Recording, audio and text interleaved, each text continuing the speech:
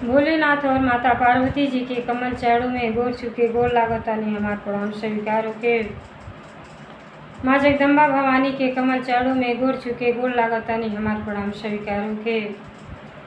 सब गुरु भाई बहना के कमल चरणों में गोर चुके गोर लागतानी हमार प्रणाम स्वीकार होके। नीलम दीदी और हरेंद्र भैया के कमल चरणों में गोर चुके गोर लागतानी हमार प्रणाम स्वीकार होके। आशीर्वाद के चाहना बा तो देखिए गुरु भाई बहना, हम आप लोगन के बहुत सुंदर भोले जी और माता पार्वती जी के चर्चा एक सरल शब्द कहानी के माध्यम से आप लोगों के सुनाया जाता है। ते चर्चा के आप सभी ध्यान पूर्वक सुनो और पूरा सुनो। चर्चा भोले जी और माता पार्वती जी के कबो आधा अधूरा नहीं सुनने के चाहिए। आधा कथा सुनने से परम पिता परमेश्वर जी के अपमान होला और पूरा कथा सुनब सभी तो आपके कथा के रहस्य के बारे में पता चली और कथा से का सीखनी आपके ज्ञान मिली। देखिए जौन है हरेंद्र भैया 3 सूत्र के पालन करे के कही गई तो जौन है सुबह में दया और दोपहर में चर्चा और शाम के नमः प्रणाम। जौन है दया मंगले से दया मिलेला और चर्चा से ज्ञान मिलेला। तो ये चर्चा आप लोगों के हम सुनाया जाता नहीं तो चर्चा के पूरा सुनो और आनंद उठाई।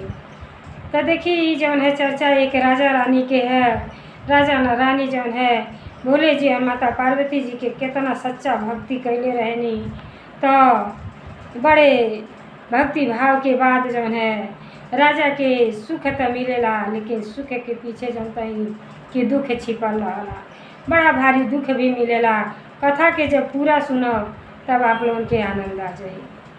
और जौन है कथा हमारा आप लोगों के अच्छा लगी तो विधाता ज्ञान चैनल के सब्सक्राइब कर दे और कमेंट में भोले जी और माता पार्वती जी के नाम जरूर सभी लिखो। काहे खातिर कि लिखले और बोलले कहले सुनले से सब दुख के निवारण हो जाला। तो एक राज्य में एगो राजा और एगो रानी रहत रहनी। राजा रानी जौन है धन दौलत भोले जी बहुते देले रहनी, बहुत धन दौलत रहल, लेकिन राजा रानी के अंदर तनिक भी अभिमान न रहल। कि जानते बनी जेकरे ज्ञान बातें जानता है कि धन दौलत आ घर बार बन बाल बच्चे सब छोड़ के चल जाई तो जाई सिर्फ अपन भक्ति जाई, प्रेम जाई। तो उनके दूल्हे जानी के शुरू से ज्ञात रहल, भोले जी के भक्त रहलो, बड़े प्रेम श्रद्धा भाव से भोले जी और माता पार्वती जी की पूजा कर अर्चना करते रहलो। अब जनता है सब कुछ सबके ना मिलेला, सब धन दौलत तो रहल बेचारी के, लेकिन एगो संतान ना रहना और संतान के नाते वो इतना दुखित रहना, आस लगा के बैठल रहना कि बिना मंगले तो भोले जी सब कुछ देले बानी। तो सुनी ला के भगवान के घर में देर जरूर होला लेकिन अंधेर नहीं हो। तब यही आस में बेचारा भक्ति भाव दोनों प्राणी लोग करते जाता, करते करते जौन है 15-20 साल बीती गई, गुजर गई। तब जौन है राजा साहब की चिंता होके लगा। राजा साहब सोचनी कि जौन है ये धन दौलत जौन बा जब ले जियब तब लही ने देख रख करब, प्रजा के सेवा भाव तब लही कर पाई। लेकिन अगर भोले जी हमके संतान दे देले रहती तो वो संतान आगे वाली पीढ़ी जौन है आगे बढ़त है और उनके भी ऐसा संस्कार मिल जात कि वो अपन राजपाट संभाल के और अपन जीवन के गुजारा करता। अब लगल चिंता होके कि हे भोले जी इतना भक्ति भाव करे नहीं, लेकिन ना जानी कहाँ भुलाइल बानी, उसके कमी बा हमके संतान दे देते। लेकिन देखी जब ज़्यादा समय बीत जाला तो आदमी के घबराहट होके लगला। और वह राजा और रानी के साथ भई।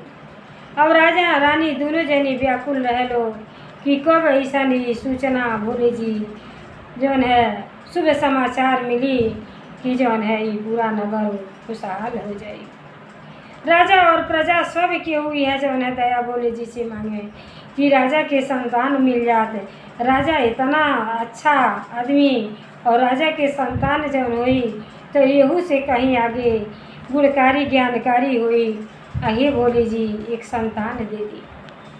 तो अच्छा आदमी जे रहेला तो ओके देखी ओकरे अच्छाई देखी के जो है टोला पड़ोस के सब केहू लोग जो है चाहला कि कितना खुशहाल हो रहे। सब केहू केहू के बुरा ना चाहेला। देखी हम जब दूसरे के भला करीला तो स्वयं हमार भला होला। जब आप केहू के भला करतानी तो आपन तो अपने बारे में तो सोचबे ना करी, आपके भला तो भोले जी स्वयं करब। अब बेचारा बहुत ही चिंता रहना। अब का कहना कि भक्ति से कुछ ना मिलल, जवन जरूरी बा उ तो भोले जी हमके देवे ना कैली। अब मन दुखित हो गई, भक्ति भाव राजा साहब छोड़ देना। कहना कि अब हमारे बस के नहीं खे। सुनीला भक्ति में इतना शक्ति है लेकिन कुछ हो ना बा। लेकिन रानी साहब जो रहली कहली ना ऐसा गलती ना करी, अरे जरूर कहियो ना कहियो भोले जी सुनब। आऊ बेचारी अपन चर्चा भजन कीर्तन ना छोड़ली। बेचारी जैसे पहले करत रहली वैसे करत रहली। कहली कि अगर भगवान के दया हुई तो जरूर घर में चिराग गई।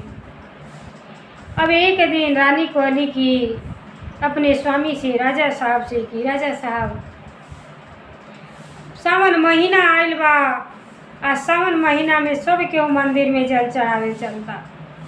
तो देखी पूजा पाठ जौन है जब तक भगवान ने जौन है जोड़ा बनौले बानी तब तक साथ में सुने के चाहिए और साथ में भक्ति भाव करे के चाहिए। बड़े ही सौभाग्य से ही अवसर मिलेला। लेकिन ये अवसर के कितना लोग ठुकरा देना। पत्नी अगर तैयार हुई तो पति ना, पति तैयार हुई तो पत्नी ना। पति के हाँ में पत्नी शामिल हो जाली, लेकिन पति जौन है ये बात के ना ध्यान देनी, जब ना रहली तब एहसास होला। अब कहली कि ये स्वामी हमके ले चलती, हमार मन बड़ा घबराता कि भोले जी के तनी चर्चा भजन सुन लेती। जवन चर्चा भजन कीर्तन में आनंद बाऊ ये घर के ये ऐसा आराम के ज़िंदगी में आराम नहीं है, हमके मंदिर में ले चले। राजा साहब कहले कि हम तो भक्ति भाव छोड़ देले बानी, लेकिन जब अपने कहतानी तो चली सथवा तो चली चलब, लेकिन हम भजन कीर्तन ना सुनब, काहे से हमार मन बहुत दुखित बा। तो देखी माता जी के लेके राजा साहब जब शिव जी के मंदिर में गई ना तो बेचारी गुरु बहिना के बीच में बैठ के भजन कीर्तन सुने लगनी और भोले जी के ध्यान लगौले बनी। लेकिन राजा साहब के मन जौन है एकदम घूम रहल बा कि आज तो हमार जीवन बा यही राजभार जो है धोतानी, अब यहाँ नहीं प्राण पखेरु उड़ जाई तो देख रेख करे वाला केहू ना बा। अब दुखित मन कोई के मंदिर के पीछे जाके बैठ गए। मंदिर के पीछे बैठल बाना आ मन उदास कैले बाना, झर झर आंसू गिरता कि आ केहू देखे लायक नहीं खे। यह होता जी करता कि मन भर के रोटी। अब बैठ के रोता ना, दर्द भरा जौन है करुणा जौन है आंसू गिरता। तब भोले जी और माता पार्वती जी कैलाश से जब ध्यान लगौनी तो देखता नहीं कि भक्त बहुते उदास बाटे। माता जी कहनी कि इतना सच्चा भक्त आपके राजा रानी और काहे न इनके पुत्र दे देता नहीं, जाई कुछ सहयोग करी।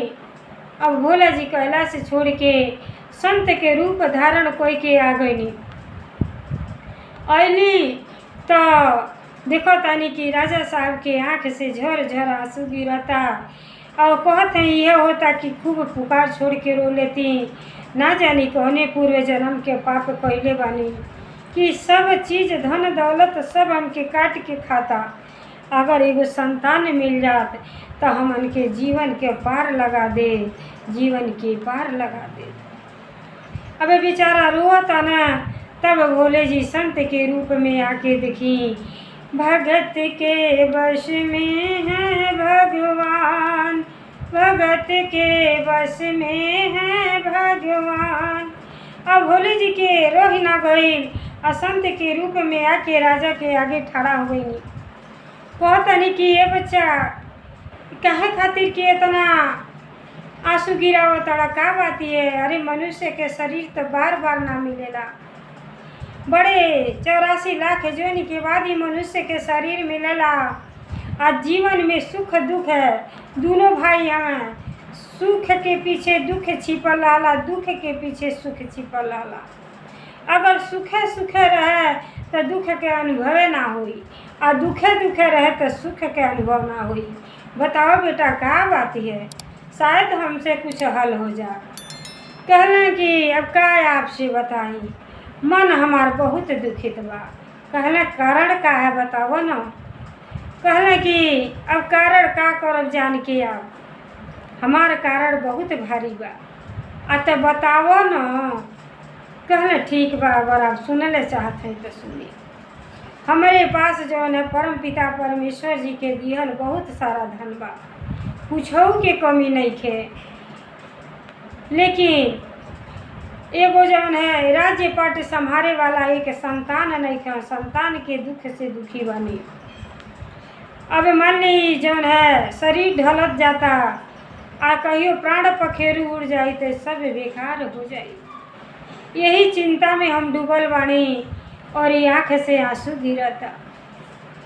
बोले जी जब इतना बात सुनली तो कहनी बेटा चिंता ना करो, तोहरे नसीब में तो बेटा बना। लेकिन 3 जनी में 1 जनी ना रही है।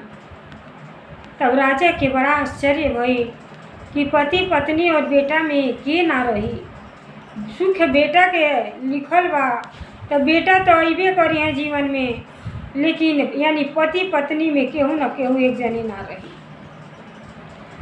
तो बेचारा कहना ही हाय रे भाग्य, ये हमार भाग्य कैसन बा कि एक और बेटा के सुख मिली तो एक और शायद पत्नी के साथ छूट जा। लगाता यह किस्मत में लिखल बा।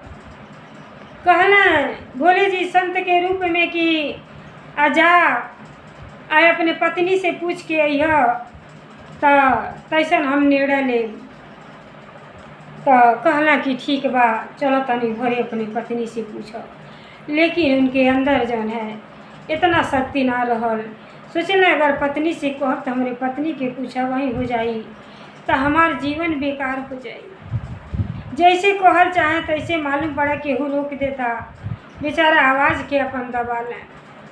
सोचत एक दिन सोचला कि चलो कम से कम भले 3 जनी में 1 जनी ना रही हैं, अब हमन के तो उम्र ढली गई बा, अगर संतान हो जाइ तो ही जौन है दुनिया संसार के देख रेख करी हाँ, तो कम से कम मनुष्य के जन्म पाके कुछ तो त्याग कर ही के पड़ेला। अब मन में राजा जब विचार कहना तो कहना कि अब चल, कहना कि यही जगह यही जगह जौन हमके सारा बात बताइए तोरे मन में का बा। राजा अपने पत्नी से ना कहना आ गईले ना, तो देखा ताना फिर भोले जी वहीं बैठल बानी। तो कहनी भोले जी संत के रूप में कि बताओ बालक का सोच के आइल बड़, 3 जनी में 1 जनी ना रही हैं। कहला कौनो बात ही नहीं खे, आ हमन के तो मियाँ बीबी तो दोनों जनी जौन है कुछ तो सुख वैभव भोग ले बानी जा, आ संतान आ जाइए तो कम से कम हम अपन राजपाट संभरिया, ये चिंता से तो मुक्ति मिल जाए। आ मनुष्य के जीवन पाके केहू के काम में वही के चाहिए। अगर ये जान देने से पुत्र के प्राप्ति हो जाता तो ये सब ठीक बा, हमके पुत्र चाहिए, संत जी पुत्र चाहिए। तो देखिए गुरु भाई बहना, हमारे पास सब कुछ रहेला, लेकिन हम एक संतान करतीन कितना दुखित रही। लेकिन वह संतान आज कलयुग में माई बाप के इतना कष्ट दे रहल बा कि जीवन जौन है बूझ लगे लगल बा। लेकिन ये जानली जौन बेटा बहू अपने सास ससुर के अपने माई बाप के सेवा कर लेता, वो अपन चारों धाम कर लेता, ओके कहीं जाने के जरूरत नहीं है, कोनो मंदिर में पूजा कोई के जरूरत नहीं है। जौन है भोले जी और माता पार्वती जी तो माई के शरीर में रहनी। भोले जी सृष्टि जरूर करीला, सृष्टि के रचना तो भोले जी ब्रह्मा विष्णु महेश तीनों जनी मिल के करीला, लेकिन माई ओ पुत्र के अकेले पालेली, 9 महीना पेट में ढोएली, हर दर्द सहेली, 1000 बिच्छी के डंक के बराबर जब बच्चे पैदा होला उतना दुख सहेली माई, और दुख सह के बेटा के जन्म देली। इतना खुशी होला मानो दुनिया संसार के सारा खुशी मिल गई, लेकिन वह बेटा जब माई के ज़रूरत पड़ता तो अनाथाश्रम में भेज देता। कितना दुख की बात बा, कितना चिंता के बात बा कि मनुष्य के शरीर पाके इतना गलत काम आदमी करता, ओके जीवन में कबो सुख आनंद ना मिले। जब तक हम अपने माई बाप के संतुष्ट ना करब, अपने सास ससुर के अपने बड़ों के सम्मान कईल कौनो भक्ति से कम ना है। अब बेचारा कहना कि ठीक बा, देखी कितना लालसा बा, सब कुछ बा, लेकिन एक पुत्र के प्राप्ति करतीन कितना राजा जौन है व्याकुलता बना। और वह पुत्र देखी का कैले बना। अब कह गई ना राजा साहब, तो फिर भोले जी पूछे लगनी कि का निर्णय लेला। राजा कहला कि कौनो बात ही नहीं खे, भले एक जनी ना रही हैं, लेकिन पुत्र तो हो जाइ हैं। पुत्र का अहमियत माँ बाप के दिल में इतना होला, माई बाप के जान होला जान, लेकिन वह जान अगर कौनो ऐसा कड़वा शब्द बोल देना तो माई जौन है एक मुर्दा के समान रह जाली, और एक आगे कुछ शब्द नहीं खो। अब भोले जी कहनी तो ठीक बा। अब जब घरे राजा आइला तो पता चलता कि रानी सचमुच गर्भवती बाटी। एक कोर खुशी और एक कोर गम बा कि राजा की सोचता न कि हमारे जौन है संतान के प्राप्ति हुई, लेकिन एक और मन बहुत दुखित बा कि हम तो जाना तानी तो इतना दुख होता, और लगता पुत्र के जन्म दे के हमार पत्नी स्वर्ग सिधार जाइए। अब सोच सोच के राजा रो रहल बाना, मने मने, और केहू से अपन बात प्रकट ना करत हमें। अब बीतत बीतत जौन है 9 माह बीत गई, तो रानी के जौन है पुत्र के प्राप्ति भई। जब नाम जमाइन आवे लगली तो राजा साहब के व्याकुलता हो गई कि का बात है। तो रानी के तबीयत खराब हो गई बा। जैसे तबीयत खराब के राजा सुनलें, अब उनके मन में अब लगल घबराए कि हो ना पुत्र तब प्राप्ति हुई, लेकिन हमार पत्नी हमारे साथ छोड़ के चल गई। तो अब मन में सोचा था ना तौले तो धगरी ना के कहता कि राजा साहब आपके पुत्र भइल बना। और जब पुत्र के सूचना राजा पौले तो देखी गुरु भाई बहना सबके जीवन में उतार चढ़ाव आइल बा।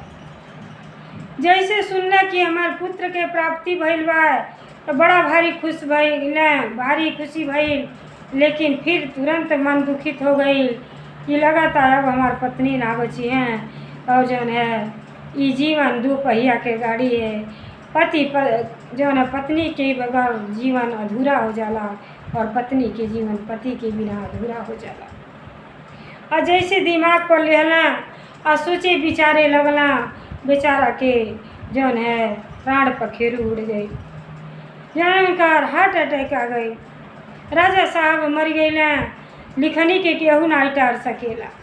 अब राजा साहब जब मर गईला तो देखी राजा से बेसी तो रानी के दुख हो गई कि बेचारी के राजबाट भी संभारा, बच्चा भी संभारा, और पति के साथ छूट गए।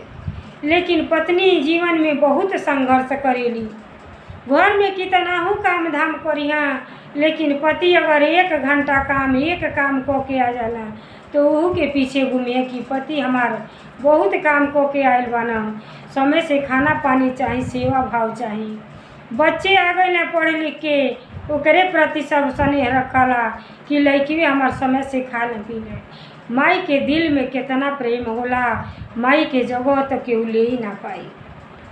अब माई कहीं खुशी कहीं गम दोनों झेल के अपने लड़का के इतना प्यार दुलार से पाला ताड़ी कि हे भोले जी, अरे एक और गम देहनी तो एक और खुशी देहनी, अब इन्हीं के लेके और है अपने जीवन के बितावे के बाद, और लड़का के अपने अच्छा संस्कार देवे के बाद।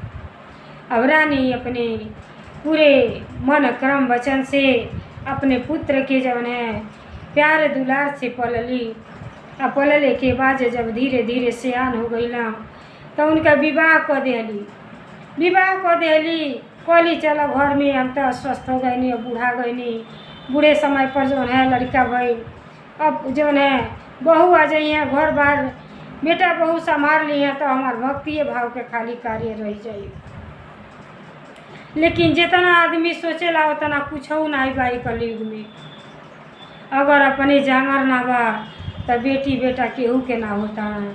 जेकरे बहुते ज्ञान बा उहे अपने माई बाप के समझ सकता कि माई बाप के जौन चरण में चारों धाम बा। लेकिन 100 में 99 तो यह बा कि माई बाप बूढ़ा गए ना, अब जौन है ई कचरा घर के बन गए ना, इनके जल्दी से घर से बाहर कर दो। लेकिन वो आदमी कबो सुखी ना रहेला। माई बाप के बारे में कबो कबो गलत ना सोचे के चाहिए। आज हम अपने माई बाप के बारे में सोचत हैं, बिहान हमार बच्चे ऐसे ही ऐसे दुगना करी हाँ तो रोले के सिवा कुछ ना हासिल हुई। अब बेचारी बियाह कर देली, बहू अली तो कुछ दिन तो देख रेख के सास के कहली। ओकरे बाद कहली कि ये जी सुनी, अब रौरे माई के भार हमसे ना सहाई, हम सेवा भाव नहीं को पाई, न समय से खाना दाना बना पाई। कोई दिन और मामी जो है खाना दाना बनावल कर। अब बेचारी रानी बूढ़ हो गई लली, उसे कौनो कार्य सपरे नहीं। कहली कि भजन कीर्तन करब। अब राजा के रानी के जौन पतोही रही वो भजन कीर्तन तक कबो जन ही ना रही। जब हम सत्संग से ना जुड़ा, भजन कीर्तन सुनम नहीं, चर्चा में जाइम नहीं, तो ज्ञान कहाँ से मिली। अब वो अज्ञानता बस अपने सास के साथ बड़ा दुर्व्यवहार करे लगली। न समय से खाना देना पीना देना, कपड़ा लता कुछ ना करे। अब रानी साहब के रोले बन के पत्ता खारा कहतर कि देखो ना, कहत रहल सब कि संतान नहीं संतान नहीं। अरे वह आदमी नहीं के बाद करे संतान नहीं खे, संताने रह के कौन सुख बा कि 2 वक्त के रोटी ना मिलता। तो ऐसे कहल जाला कि बेटवा के पोसी दिहली, दूधवा पियाई के आओ आ बेटवा से पेट नहीं भरे एगो माई के, तो माई के जो है एक पेट पहाड़ हो जाता। माई के का कोई न लोग, एक पखुरा बेटा पकड़ना, एक पखुरा बहू। कहली कि अब इनके घर में से निकाल कर। अब ऐसा दिन रानी के आ गई, महल में रहे वाली रानी के घर से लोग निकाल दिहल। और जब घर से लोग निकाल दिहल तो देखी माई जन है भजन के भाव बा, कितना सुंदर भजन गावत और मंदिर में जाता थी।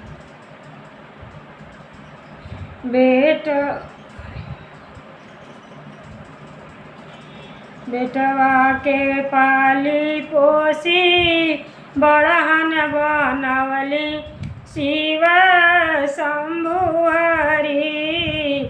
बेटवा के पाली पोसी बड़हन बनवली, शिव शंभु हरि।